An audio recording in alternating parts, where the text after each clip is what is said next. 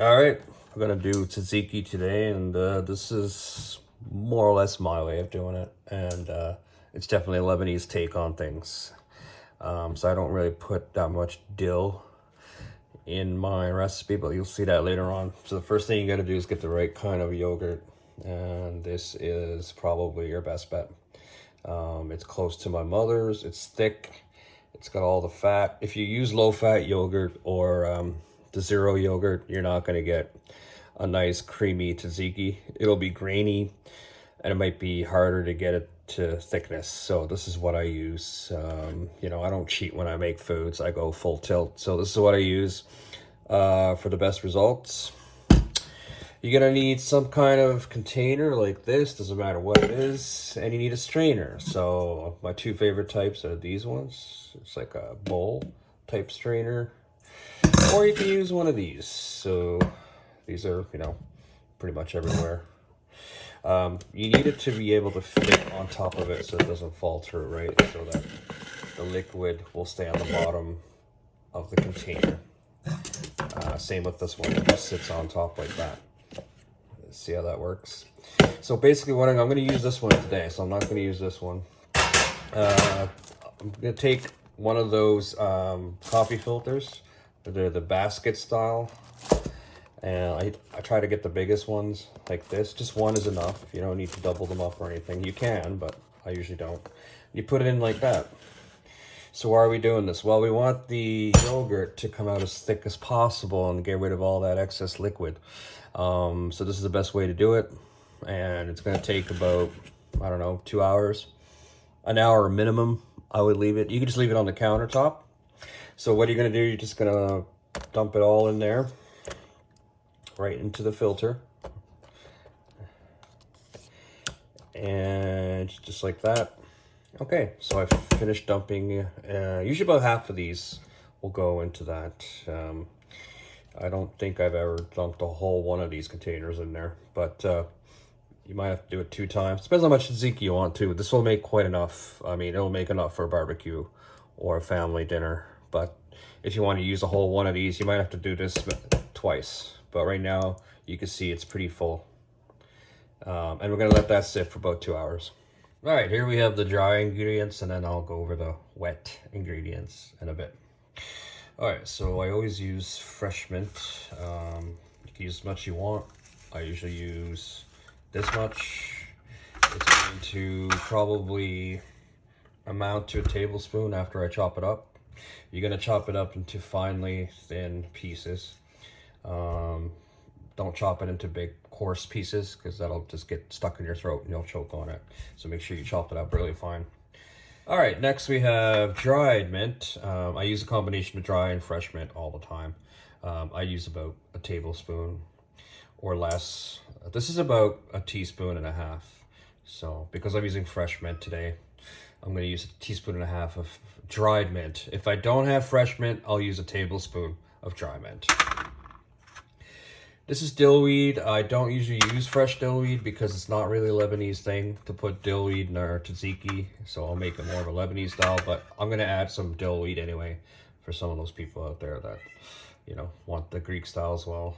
You can use fresh dillweed, of course. I don't have any on hand, so I'm just using the dry stuff. Garlic. So garlic's important. Obviously, these are 2 big cloves. You can use 3 smaller cloves. I never go over 3 because I think it's too garlicky. I'm going to teach you something too. If the garlic has one of these things in it, you got to take it out because it makes anything you're making with raw garlic bitter. So you just crack it open like that. Next we have pepper and salt. I use them sparingly because then if you use too much at the beginning, you can't go back. So try. Sometimes I like to experiment with my tzatziki and give it a little something something. So it's either a little bit of cayenne pepper or a little bit of sumac. This is sumac. It's not a lot. It's about maybe half a teaspoon. Sumac is like a lemony type of spice, and it's earthy also. I like to put it on eggs. I like to put it with my shish kebabs, salads. It's great with salads. But today I'm going to put a little bit of this in the tzatziki. It's kind of like a secret spice. All right, so these are the wet ingredients you're going to need. You're going to need about half a lemon. So juice it all the way through. And I'll show you how to apply it later. This is a tablespoon of olive oil. You probably won't need more than a tablespoon. So a tablespoon of less or less is usually sufficient. This is just regular Evo extra virgin olive oil. And I like to use some kind of vinegar. I'm partial to this one. It's red wine vinegar. You can get it anywhere really. The amount on this is, it's up to you. I mean, I usually use about half a tablespoon or less. Sometimes a whole tablespoon. It's just amount, you know, depends on how much I'm making. I'm going to use probably a tablespoon of this today. Here's the next step. So you're going to need a cucumber. So I'm going to use about this much. It's usually 5 or 6 inches worth of cucumber. This is an English cucumber. You can leave the skin on for this next step, or you can take it off. I usually like to take it off. So I'm just going to peel it off like so. And basically what we're going to do is going to cut this in half, and then we're going to scoop out the contents, the seeds, because they're so wet and moist that they will make your tzatziki really, really runny. So you don't want that. So I just cut it in half like that. And then you're gonna take just a little teaspoon like this, and then you're gonna scrape it out like that. Take the tip of it and just go along the center and scoop out those seeds. So you have something that looks like a canoe, almost like a cucumber canoe. And you put that there, and you do the same with the other one, like that. Okay, so we have our cucumber canoes. Here they are. We scooped out the centers. Very nice. We're gonna grab a nice stainless steel bowl. Doesn't matter how big it is, it's long enough so you can fit the cucumbers and a grater, because we're gonna put a grater in there as well. So what you're gonna do is take a paper towel, make sure it's thick, not a cheap one that disintegrates.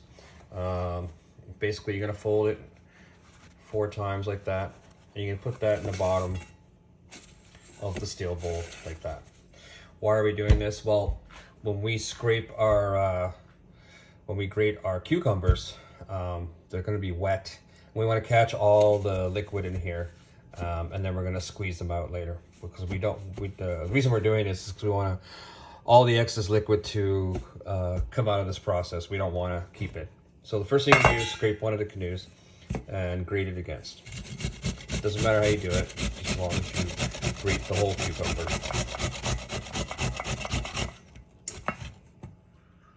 All right, here I've grated the cucumbers, and what I'm going to do is just take this, like this, fold it up, and I'm going to squeeze it like this. I'm just going to squeeze that entire thing like this. See how much water's coming out there? That's what we want to get rid of, so we want to squeeze that as tight as possible. Keep squeezing.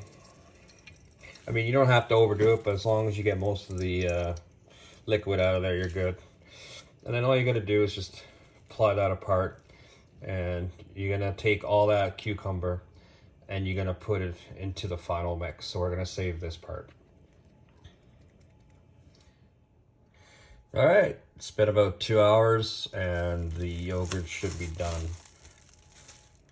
So I'm just gonna take that off so you can see how much liquid we've collected.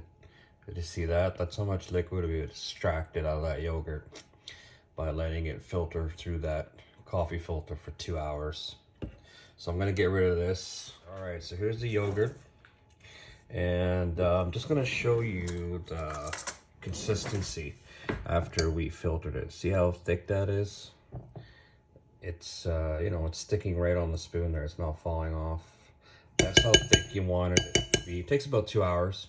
So I just added the cucumbers that we grated earlier, and see how they're all moisture free now because they've been sitting in this paper towel for quite a bit. And then I'm gonna add some of the dry ingredients. We got our 2 tablespoons of freshly chopped mint. I chopped these up pretty fine. And then we're gonna put in the dried mint. I don't put a lot of dried mint, maybe like half a tablespoon. You know, you just judge it. This is dill. Again, I'm not using fresh dill today because usually Lebanese style tzatziki doesn't have a lot of dill in it, but I just threw it in there. So I had some dried dill that I had. So this is my secret ingredient for today. Sometimes I throw in cayenne pepper, like I said earlier, but today I'm throwing in sumac. A little bit of sumac. Salt, not a lot of salt, just a little bit. And some pepper. You can throw in salt and pepper later. You don't want to throw it all in at the beginning because, you know, if you over salt or over pepper, it's going to be pretty hard to fix that later on. So you don't want to do it all at once. Then I'm going to add the mashed garlic. I used a mortar and pestle, as you can see here. I'm just going to scoop that out of there. And usually with the garlic, I just add it, you know, a little bit at a time and taste test as I go, because you don't want it to be too garlicky. You know, you're making tzatziki, you're not making garlic sauce. You got to remember that. Okay, so then we have our olive oil. It's about a tablespoon here. And then the red wine vinegar. So I'm going to use about a tablespoon of that.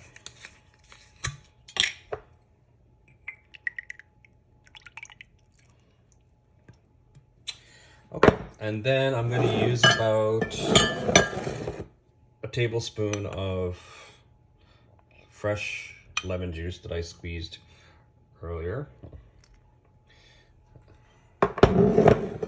Okay, so we have all our wet ingredients. We have all our dry ingredients. Now we can mix it.